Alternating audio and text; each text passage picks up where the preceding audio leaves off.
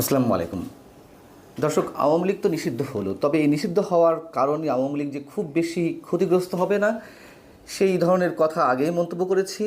ধরে নিলাম যে আওয়ামী লীগ সত্যি সত্যি ক্ষতিগ্রস্ত হয়েছে, আর কখনো সোজা হয়ে দাঁড়াতে পারবে না। কিন্তু বিএনপির আসলে কি হবে? বিএনপিকে এখনও আশায় আছে যে নির্বাচন হবে, কখনো নরম সুরে কখনো গরম সুরে তারা যে দাবি জানিয়ে যাচ্ছে এবং তাদের সে দাবি সরকার রাখবে, এটি মনে করার ন্যূনতম কোনো কারণ নেই। এবং যদি এই ধারা অব্যাহত থাকে, যে দৃষ্টান্ত আমাদের সামনে একের পর এক উপস্থাপিত হচ্ছে, যে এনসিপি জাতীয় নাগরিক পার্টি বা সাবেক ছাত্র সমন্বয়করা যে দাবি তুলছে, এক ধরনের উত্তেজনা সৃষ্টি করে, কোথাও কোথাও মবের সৃষ্টি করে সরকার সেগুলোই করছে, সেগুলোই মেনে নিচ্ছে। এবং এগুলো তো স্পষ্ট যে তাদের মধ্যে একটা পর্দার আড়ালে যেই সমঝোতাগুলো আছে, কিংবা তারা মিলেমিশেই সরকার চালাচ্ছে, সেই জায়গা থেকে একটা প্লট নির্মাণ করার মাধ্যমে, প্রতিটি প্লট নির্মাণ করার মাধ্যমে এক একটা দাবি মেনে নেওয়া হচ্ছে। যদিও আমরা দেখেছি যে এর আগে রাষ্ট্রপতিকে অপসারণের যে দাবি, সেখানে বিএনপির আপত্তি ছিল, নতুন করে সাংবিধানিক সংকটের সৃষ্টি হবে, সেটি হয়নি। তবে আমার মনে হয় এখন সেদিকেই যাচ্ছে, রাষ্ট্রপতির অপসারণের দাবি করবে। পরবর্তীতে হয়তো তাদের যে দাবি বিপ্লবী সরকার গঠন করা, সেটি তারা করতে পারে। এবং তার মধ্য দিয়ে তাদের যে সুপ্ত আকাঙ্ক্ষা, সুপ্ত ঠিক নয়, প্রকাশ্য আকাঙ্ক্ষা, যে এক্সিস্টিং সংবিধান ছুঁড়ে ফেলা, বিপ্লবী সরকার গঠন হলে সেই সংবিধানের আর অস্তিত্ব থাকবে না। এমন সব দিকেই সম্ভবত যাচ্ছে আপাত দৃষ্টিতে, যা কিছু হচ্ছে সেদিক থেকে বিবেচনা করলে। বাস্তবতা হচ্ছে টালমাটাল অবস্থার মধ্যে বাংলাদেশ। আন্তর্জাতিক যে রাজনীতি, আন্তর্জাতিক রাজনীতিকে কেন্দ্র করে যে ভূ রাজনীতির খেলা, সেই সব বিবেচনায় নিলে আমরা খুব সহজেই কোনো কিছু প্রেডিক্ট করতে পারি না।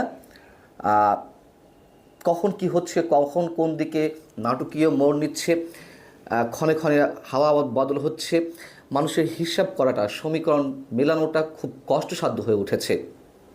আমরা আওয়ামী লীগ নিষিদ্ধের বেলা দেখলাম যে বিএনপির যে অস্পষ্টতা, তারা তাদের রাজনীতির জায়গায় হয়তো ঠিক ছিল যে সাপও মারবে লাঠিও ভাঙবে না। এদিকে তারা চাইছে না যে একটা বৃহৎ রাজনৈতিক দল হিসেবে আরেকটি বৃহৎ রাজনৈতিক দলকে একেবারে নিশ্চিহ্ন করে ফেলতে, নির্মূল করে ফেলতে তারা সাধারণ মানুষের কাছে গ্রহণযোগ্যতা চাইছিল, হয়তো বিষয়টা এরকম।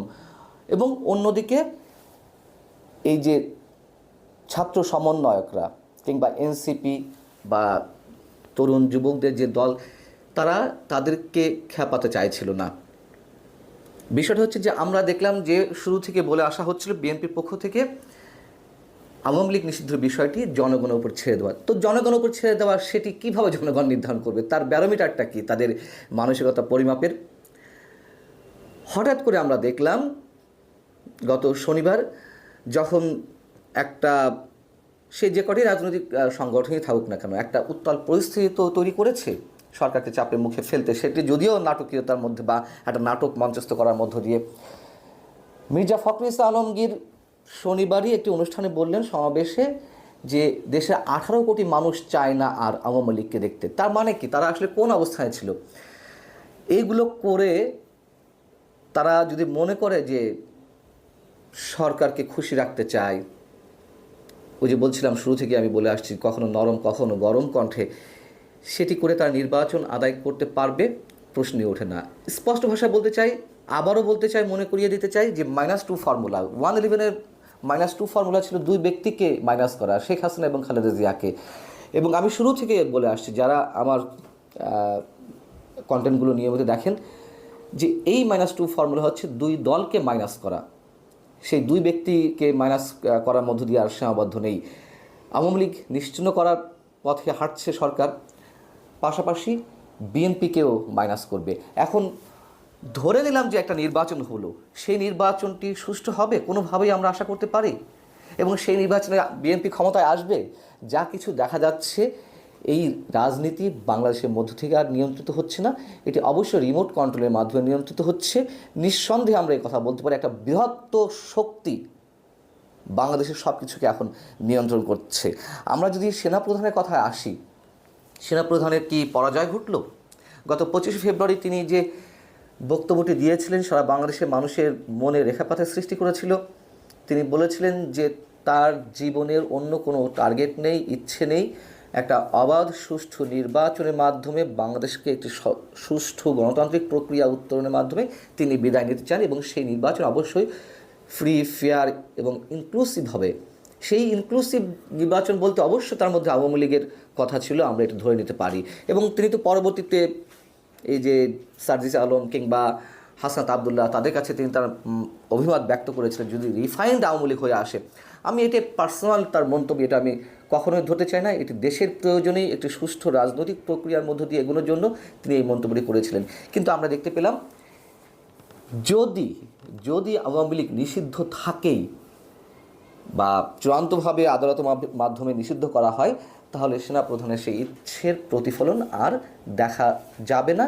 এবং আপাতত পর্যন্ত আমরা ধরে নিতে পারি যে সেনাপ্রধানকে এক ধরনের চ্যালেঞ্জের মুখেই সম্ভবত ফেলা হয়েছে, সেটি জাতীয় নাগরিক পার্টি, এনসিপি কিংবা জামায়াতে ইসলামী অথবা বিদেশি সেই শক্তি, এটি হতেই পারে।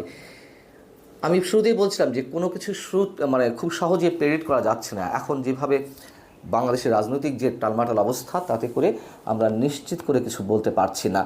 তবে এটাও সত্য, মানুষ এখনও পর্যন্ত সেনাবাহিনীর দিকে তাকিয়ে আছে। কেন আমি কথা সেনাবাহিনী তুলছি?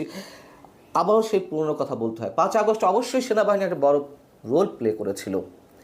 সেই জায়গাটিতে যদি সেনাপ্রধান না থাকতেন, তাহলে বাংলাদেশ আরও ভয়ঙ্কর বিপর্যয়ের মধ্যে যেত।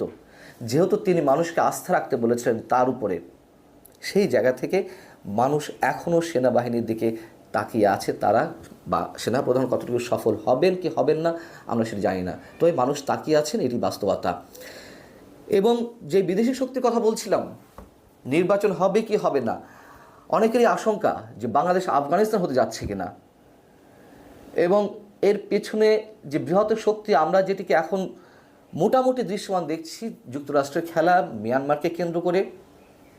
যদি সত্যি রাখাইনের উদ্দেশ্যে বাংলাদেশের কথিত মানবিক করিডোর দেওয়া হয়, সেক্ষেত্রে আন্তর্জাতিক যে খেলা শুরু হবে, সেক্ষেত্রে বাংলাদেশ তো ওয়ার ফিল্ড বা ব্যাটেল ফিল্ড যেভাবে বলি না কেন, সেই জায়গাটিতে যাবে। এটুকু আমরা স্পষ্ট করে বলতে পারি।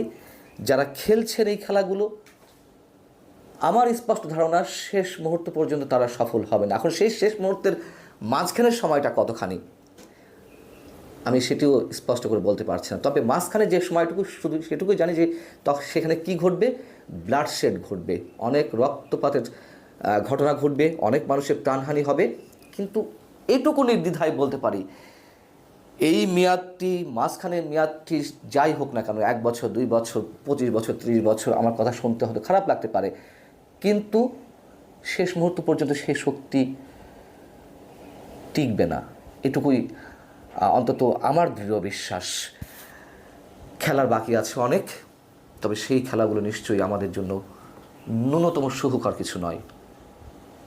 আল্লাহ হাফেজ, ভালো থাকুন সবাই।